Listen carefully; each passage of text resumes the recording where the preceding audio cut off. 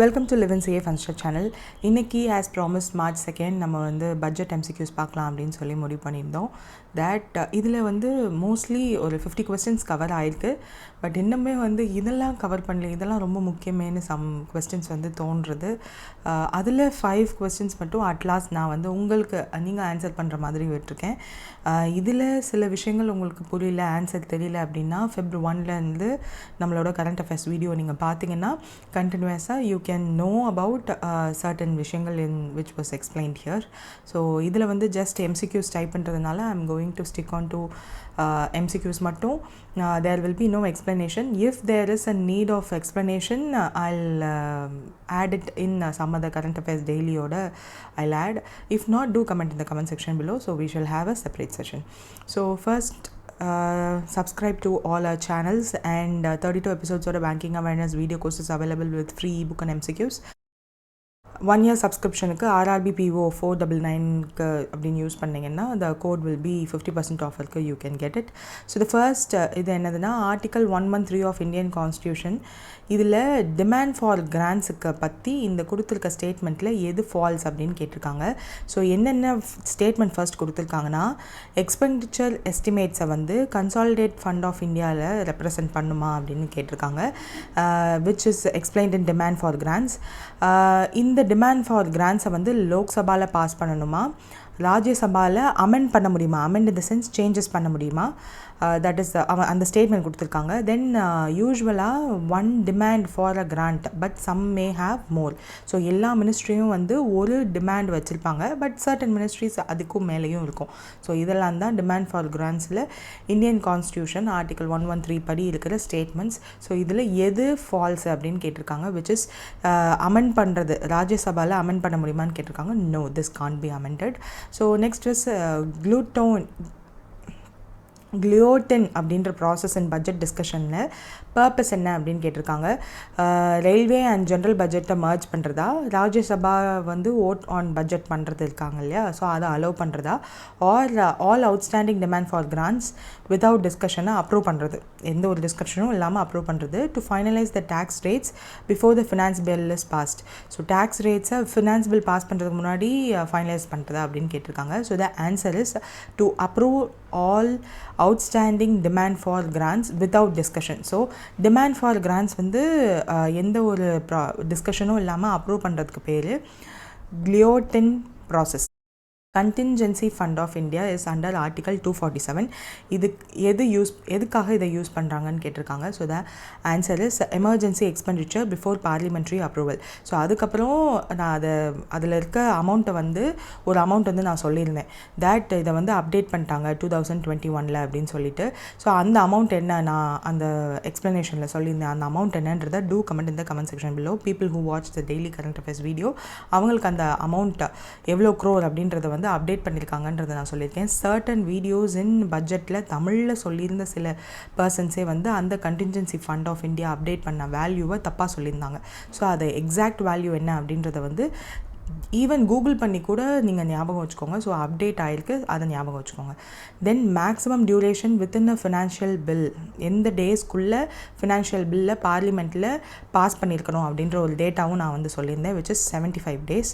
So article 112 படி Indian கான்ஸ்டியூஷனில் which of the following is not a part of union budget அப்படின்னு கேட்டிருக்காங்க. So union பட்ஜெட்டில் ஒரு 4-5 விஷயங்கள் it will be part. Just that நம்மளோட பட்ஜெட் அட் அ கிளான்ஸ் மட்டும் இல்லாமல் சில விஷயங்களும் இருக்கும். ஸோ அது என்ன, விச் இஸ் நாட்னு கேட்டிருக்காங்க. ஸோ இதில் எதுனா annual financial statement, appropriate bill, finance bill, consolidated account statement. So எது கிடையாதுன்னா கன்சாலிடேட்டட் அக்கௌண்ட் ஸ்டேட்மெண்ட். இது எல்லாமே உங்களுக்கு ஆல்ரெடி தெரியும். ஸோ இதுக்கு அடுத்து first ever budget in independent India on November 26, 1947 present பண்ணது யாருன்னு கேட்டிருக்காங்க, which is R.K. Shanmukham Chetty. So budget 25-26 எத்தனை டிமாண்ட் ஃபார் கிராண்ட்ஸ் ப்ரெசென்ட் பண்ணியிருந்தாங்க அப்படின்னா 1 or 2. Next new credit guarantee limit for MSMEs எவ்வளோ அப்படின்னு கேட்டிருக்காங்க, which is 10 crore. Then new credit cards for micro என்டர்பிரைசஸ்க்கு லோன் லிமிட்டை வந்து மாற்றிருக்காங்க. ஸோ அது எவ்வளோ அப்படின்னா 5 lakh. So how much outlay is proposed for 50-year interest free loans for states capital expenditure. So ஸ்டேட்டோட கேபிட்டல் எக்ஸ்பெண்டிச்சருக்கு 50-year இன்ட்ரெஸ்ட் ஃப்ரீ லோன் எவ்வளோ அப்படின்னு கேட்டிருக்காங்க, விச் இஸ் 1.5 lakh crore வந்து அலோகேட் பண்ணியிருக்காங்க இந்த பட்ஜெட்டில். ஸோ எந்த மிஷனில் வந்து இந்தியா நியூக்ளியர் எனர்ஜி 100 gigawatt வந்து டெவலப் பண்ணணும்னு கேட்டிருக்காங்க. ஸோ அந்த நேம் வந்து தான் கேட்டிருக்காங்க, பட் இந்த டேட்டா இஸ் வெரி இம்பார்ட்டண்ட். நம்மளுக்கு ஈஸியாகவே தெரியும், நியூக்ளியர் மிஷன் ஃபார் விக்சிட் பாரத்ன்றது தான் mission name. And 100 gigawatt nuclear எனர்ஜியை வந்து we have to achieve by 2047. So அதை ஞாபகம் வச்சுக்கோங்க. நெக்ஸ்ட் வந்து new digital public infrastructure for international ட்ரேடை வந்து எது மூலியமாக we will be creating அப்படின்னு கேட்டிருக்காங்க. ஸோ எப்போவுமே இதை பார்த்த உடனே பாரத் நெட் அப்படின்னு ஃபஸ்ட் ஆப்ஷன் இருக்கிறதுனால அதை கிளிக் பண்ணுறதுக்கு சான்ஸ் இருக்குது. செகண்டில் பாரத் ட்ரேட் நெட் இருக்குது. ஆக்சுவலாக Bharat trade net is the answer. So digital public இன்ஃப்ராஸ்ட்ரக்சரில் இன்டர்நேஷ்னல் ட்ரேடுக்காக யூஸ் பண்ணுறதுக்கு இந்த பாரத் ட்ரேட் நெட்டை தான் வந்து யூஸ் பண்ண போகிறாங்க. So which is a important question. ஒருவேளை உங்களுக்கு இந்த பாரத் நெட்டை எந்ததுக்கு யூஸ் பண்ண போகிறாங்கன்ற அந்த ஐயோ நானே ஆன்சர் சொல்கிற மாதிரி ஆகிடும். ஸோ அது எதுக்காக யூஸ் பண்ணுவாங்க ஃபார் எஜுகேஷன் பர்பஸ், பட் எதுக்காக யூஸ் பண்ண போகிறோம் அப்படின்னு சொல்லி நம்ம பட்ஜெட்டில் சொல்லியிருந்தாங்கன்றதை do comment in the comment section below. So what is the target number of the tourist destination to be developed which was told in our budget அப்படின்னு கேட்டிருக்காங்க, which is 50. ஸோ டக்குன்னு பார்த்தோன்னே உங்களுக்கு வந்து 100 தான் தோணும். 100 வந்து நம்ம பிரதான் மந்திரி தன் தானிய கிருஷி யோஜனான்னு நினச்சிடக்கூடாது. பிகாஸ் அந்த இதில் தான் 100 districts வந்து சொல்லியிருந்தாங்க. This is a central sponsor scheme, because ஸ்டேட்ஸோடு சேர்ந்து நாங்கள் பண்ண போகிறோம்னு அவங்களே சொல்லியிருக்காங்க. So 100 districts low productive agricultural டிஸ்ட்ரிக்ஸை வந்து சூஸ் பண்ண போகிறோம்னு சொல்லியிருக்காங்க. ஸோ 100 வந்து இங்கே தான் வரும். ஸோ நாட் தேட் 100 பார்த்தோன்னே 100 சொல்லிடாதீங்க. Then next question is what is the proposed fiscal deficit target for this financial இயர்னு கேட்டிருக்காங்க. ஸோ இது வந்து 4.4%. ஸோ மெஸ்அப் ஆயிருக்கு. What is the revised tax rate for the income between 8 to 12 lakh அப்படின்னு கேட்டிருக்காங்க. So first வந்து you have to study what is this சைடில் உள்ள அமௌண்ட். 4 lakh வரையும், அப்புறம் 4 to 8, 8 to 12, 12 to 16 அந்த மாதிரி மாறி இருக்கு இல்லையா. ஸோ அதுக்கப்புறம் அதிலேருந்து யூ ஹாவ் டு ஸ்டடி இந்த ருப்பீஸும் படிக்கணும், டேக்ஸ் எவ்வளோ அவங்க வந்து அனௌன்ஸ் பண்ணியிருக்காங்க அப்படின்றது. மோஸ்ட்லி உங்களுக்கு வந்து ஈஸியாக இதை படிக்கிறதுக்கு தேர் மைட் பி சம் யாராவது சொல்லி கொடுத்துருப்பாங்க. But to have it precise 0 to 4, 4 to 8, 8 to 12ன்னு 4 வந்து ஆட் ஆகிட்டே இருக்கும். 16 to 20, 20 to 24 and about 24 இப்படி தான் இருக்குது. ஸோ அப் அன்டில் 0 to 4 நில்லு, 4 to இதிலேருந்து 5, 10, 15, 20, 25, 30 இது. ஸோ இதுதான் இப்போ இருக்க புது டேக்ஸ். ஸோ இதில் வந்து 8 to 12 என்னன்னு கேட்டிருக்காங்க, 10%. So 10% is the answer. So next வந்து கார்ப்பரேட் டேக்ஸ் வந்து ஸ்டார்ட் அப்ஸ்க்கு ரிவைஸ்டு ரெஜிம் படி எவ்வளோ அப்படின்னு கேட்டிருக்காங்க. ஸோ ஸ்டார்ட் அப்ஸ்க்கு கார்ப்பரேட் டேக்ஸை வந்து ரிவைஸ் பண்ணியிருக்காங்க. ஸோ அதில் எவ்வளோனா 22%. Then newly proposed credit framework for rural citizens. So நம்மளுக்கு வந்து நம்மளோட சிபில் ஸ்கோரை செக் பண்ணுறதுக்கு சிபில் ஸ்கோர் செக்கிங் மீட்டர் அந்த மாதிரி ஏதோ ஒரு ஜிபே இதுலையோ எதுலையாவது போய் நம்ம பார்த்துப்போம். ஸோ ரூரல் சிட்டிசன்ஸ்க்கு அவங்களோட கிரெடிட் ஃப்ரேம் ஒர்க்கை எதில் போய் செட் பண்ணிக்கிறது ஆர் அதில் எதில் செக் பண்ணிக்கிறது அப்படின்னு சொல்லி ஒன்று க்ரியேட் பண்ண போகிறாங்க. அதுக்கு பேர் Grameen credit score. So PM research ஃபெலோஷிப்பில் நெக்ஸ்ட் 5 yearsக்கு எவ்வளோ அமௌண்ட் கொடுக்க போகிறோம்னு சொல்லியிருக்காங்கன்னு கேட்டிருக்காங்க, which is 10,000. Then how many farmers are expected to benefit from Prime Minister than Dhanya Krishi Yojana. So எவ்வளோ டிஸ்ட்ரிக்ட்ஸ்ன்னு பார்த்தோம். ஸோ இதில் பார்க்கும்போதே யூ மைட் நோ எவ்வளோ டிஸ்ட்ரிக்ட்ஸ் இந்த மாதிரின்னு. அங்கே கடைசியில் வந்து 1.7 crore ஃபார்மர்ஸ்க்கு வந்து பெனிஃபிட்டாக இருக்குன்ற மாதிரி கொடுத்துருப்பாங்க. So that data is also very important. Then new investment limit for micro enterprises எம்எஸ்எம்இயில் கிளாஸிஃபை பண்ணியிருப்பாங்க இல்லையா. ஸோ மைக்ரோ ஸ்மால் மீடியம் என்டர்பிரைசஸில் இன்வெஸ்ட்மெண்ட் லிமிட் என்னன்னு கேட்டிருக்காங்க. Turnover limit, investment limit ரெண்டையுமே வந்து மாற்றிருக்காங்க. அதில் மைக்ரோவில் இன்வெஸ்ட்மெண்ட் லிமிட் என்னன்னு கேட்டிருக்காங்க. So which is 2.5 times the previous limit. So முன்னாடி இருந்த லிமிட்டை விட இப்போ வந்து மாற்றிருக்காங்க. ஸோ அந்த டேட்டா இந்த டேப்லெட் காலம் எல்லாமே வந்து you have to update your self.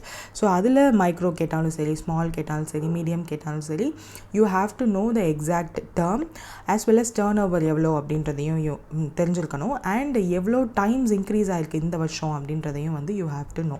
So investment limit வந்து 2.5 டைம்ஸும் வந்து மாறி இருக்கு. அண்ட் டேர்ன் ஓவர் லிமிட் வந்து 2 times. நெக்ஸ்ட் வந்து how much allocation has been proposed for the National Center for Excellence for Skilling. So NCE அப்படி ஸ்கில்லிங்க்கு எவ்வளோ propose பண்ணியிருக்காங்கன்னு கேட்டிருக்காங்க, which is 5,000 crore.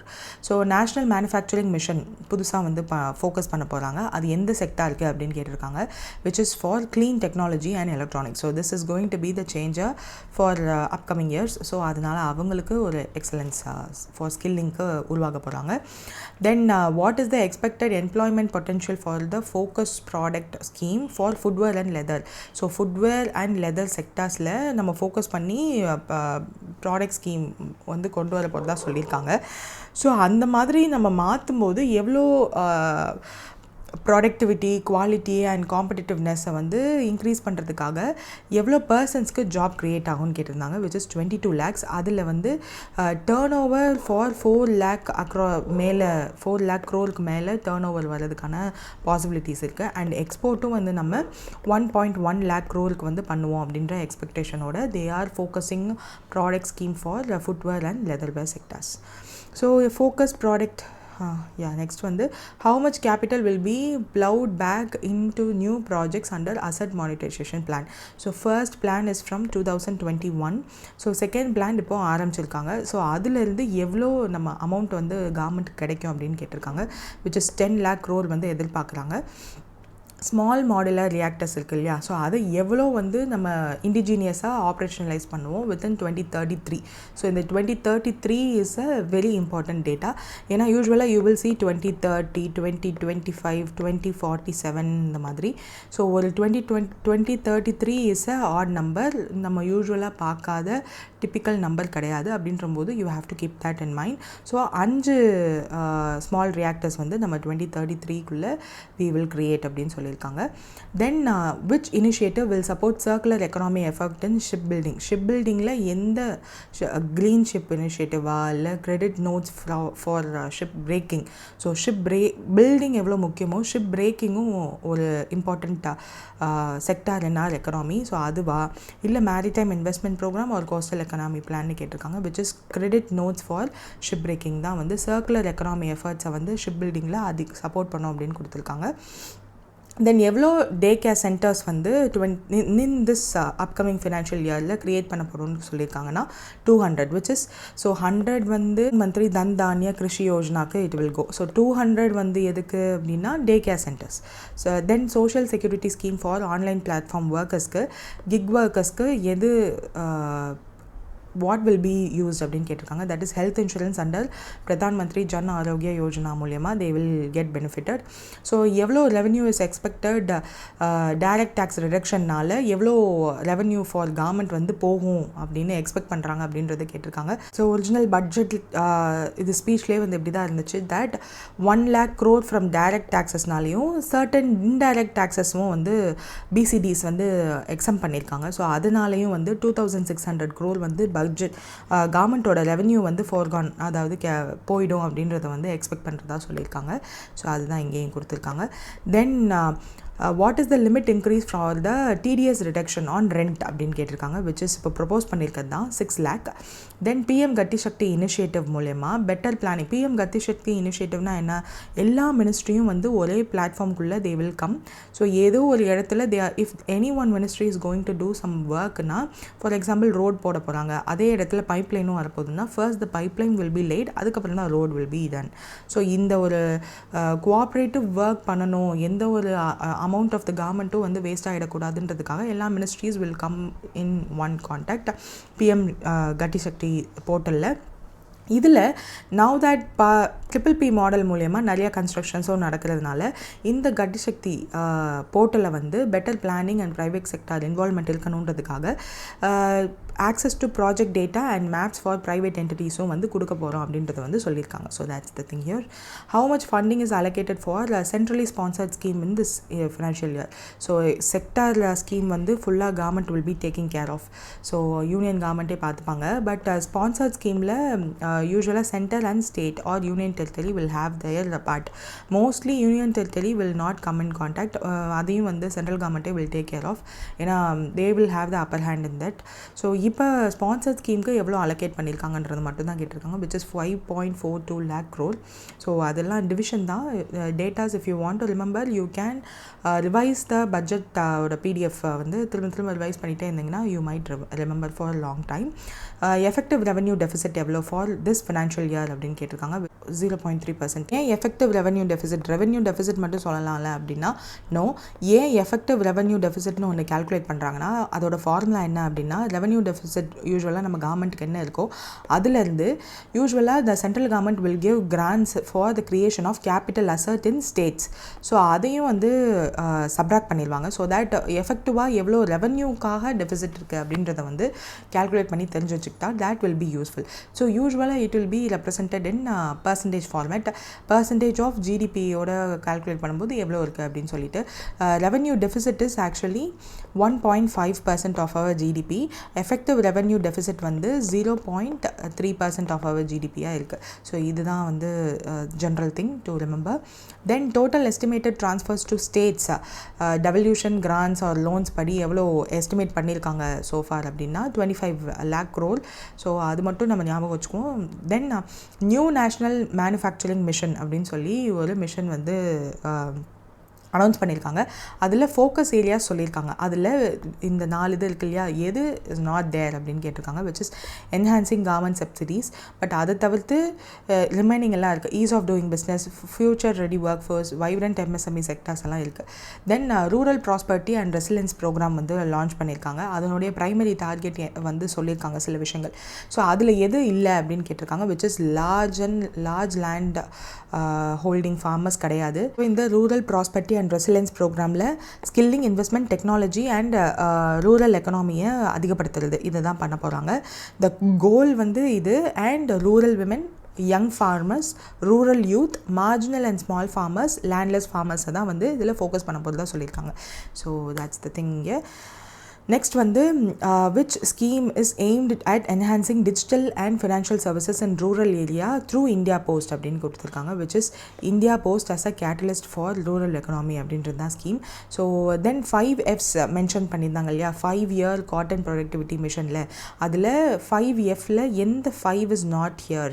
ஸோ இதில் சொல்லியிருக்க 5ல் எது இல்லை அப்படின்னு கேட்டிருக்காங்க, which is farmer.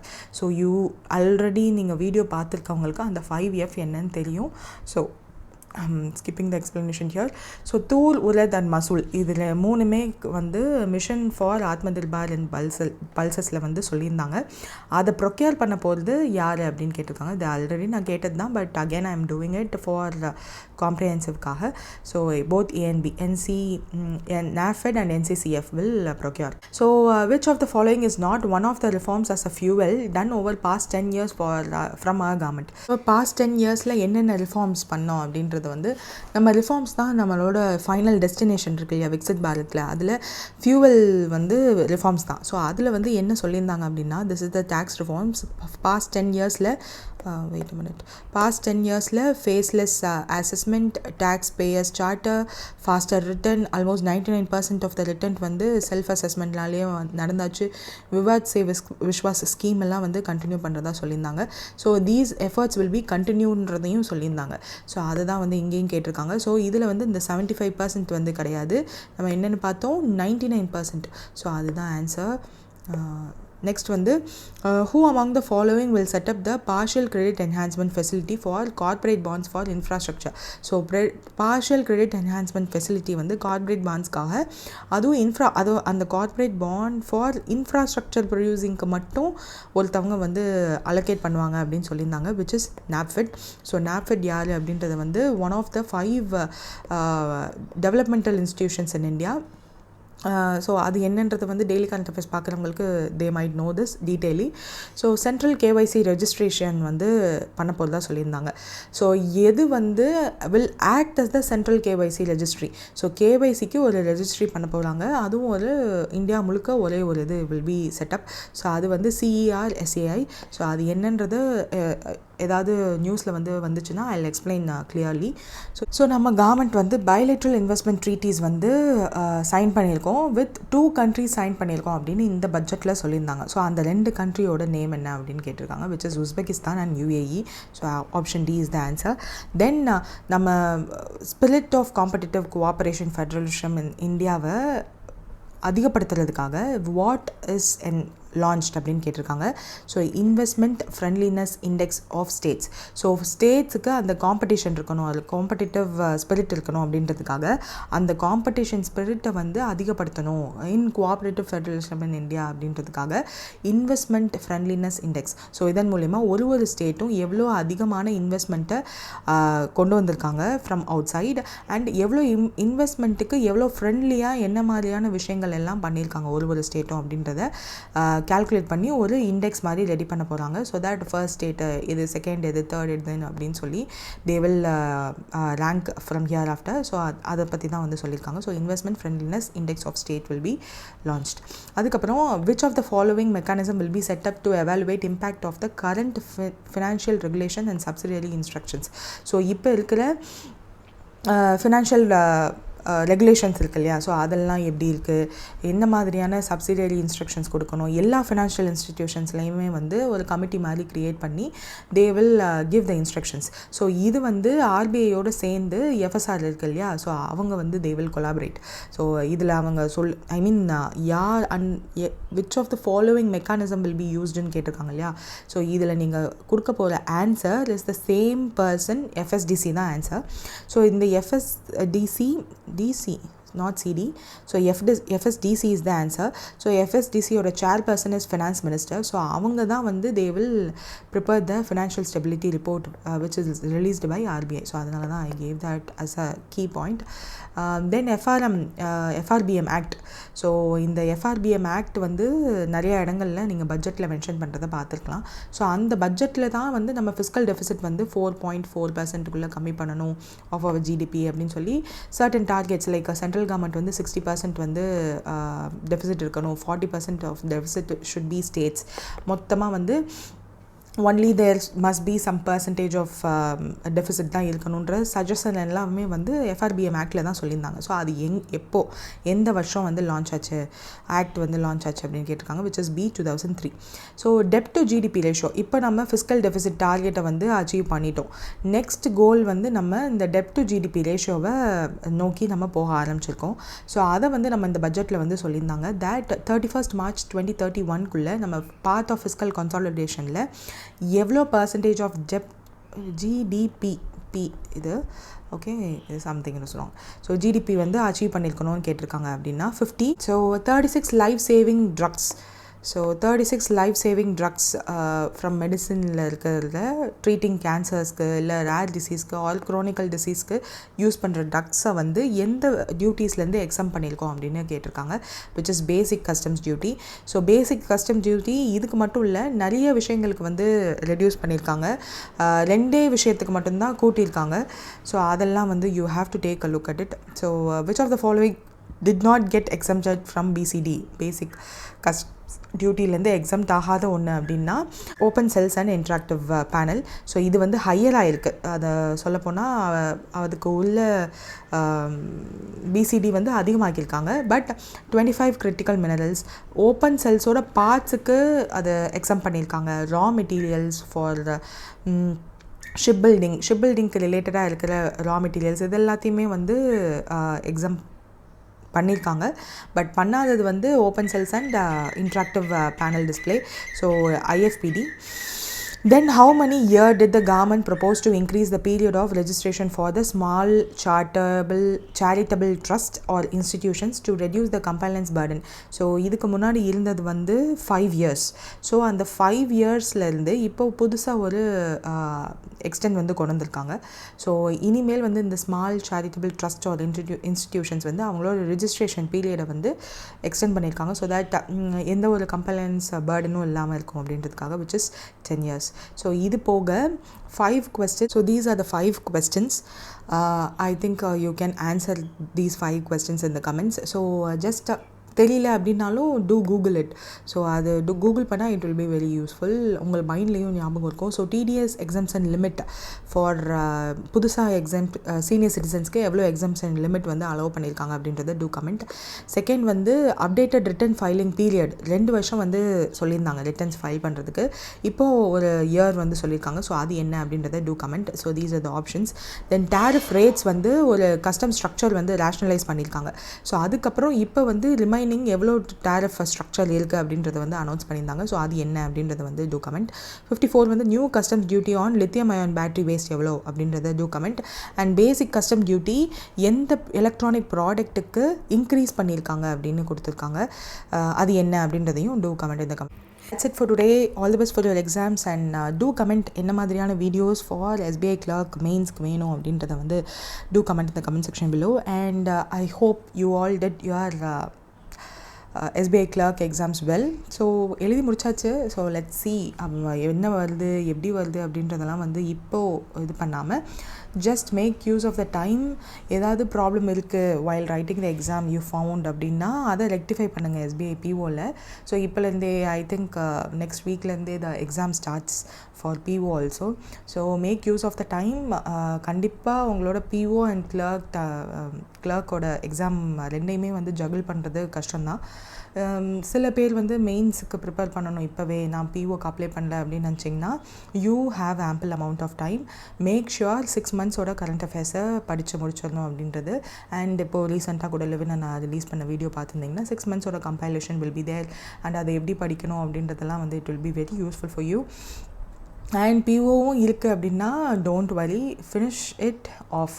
ப்ரிலிம்ஸை ஃபுல்லாக முடிச்சுட்டு அதுக்கப்புறம் come back and start your mains preparation. So whatever it is, make sure you plan it out and prosecute according to it. So that's it for